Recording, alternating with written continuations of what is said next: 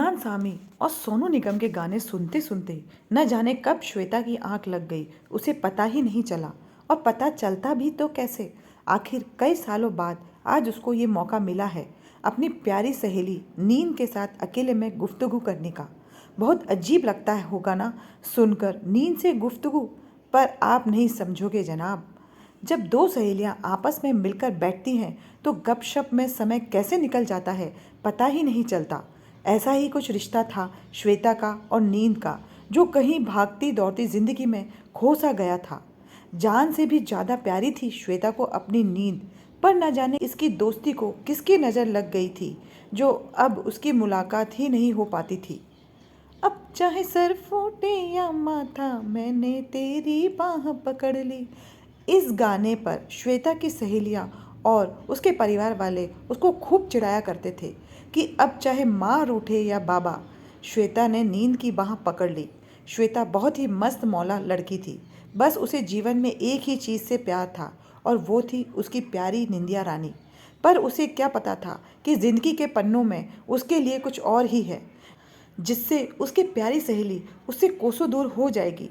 जब माँ श्वेता को ये समझाती थी कि शादी के बाद ये सब नहीं चलेगा, तुम्हें अपनी नींद का त्याग करना ही पड़ेगा, तो श्वेता कहती, माँ मैं तो लड़के से पहले ही पूछ लूँगी, अगर वो मुझे सोने देगा तो मैं शादी करूँगी, नहीं तो नहीं।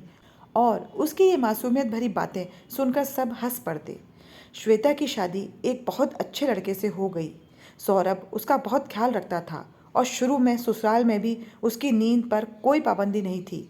तो वो अपनी माँ को फ़ोन करके बोलती थी कि देखा माँ, मेरी सहेली यहाँ भी मेरे साथ है, ये दोस्ती हम नहीं तोड़ेंगे।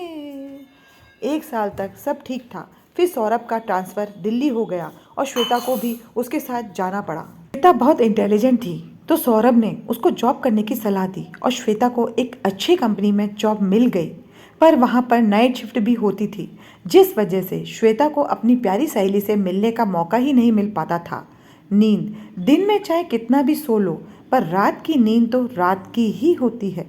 अब श्वेता को धीरे धीरे माँ की बात समझ आ रही थी।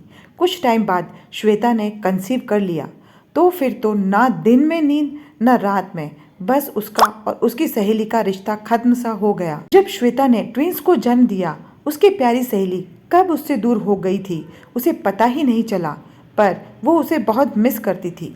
और उसकी सहेली नींद ने उसके पति से दोस्ती कर ली थी। श्वेता जब भी खुद को बच्चों में घिरा हुआ और सौरभ को निश्चित सोता हुआ देखती थी, उसको नींद की बहुत याद आती थी।